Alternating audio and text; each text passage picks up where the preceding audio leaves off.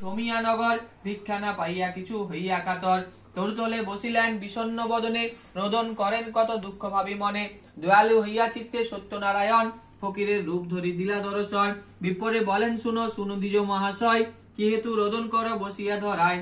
বিপ্র কহে কি হইবে বলিলে তোমায়, ফকির কহেন বিপ্র ক্ষতি কিবা তাই। দ্বিজ কহে নিত্য আমি ভিক্ষা মেঘে খাই, আজি নাই ভিক্ষা মিলে দুঃখ চিন্তা তাই। ফকির কহেন বিপ্র যাও নিজপুর, আমারে অর্জিলে হবে সব কষ্ট দূর। বিপ্র কহেন নিত্য পুঁজি শিলা নারায়ণ, তাহা বিনা করিব কি শ্রেষ্ঠ আচরণ।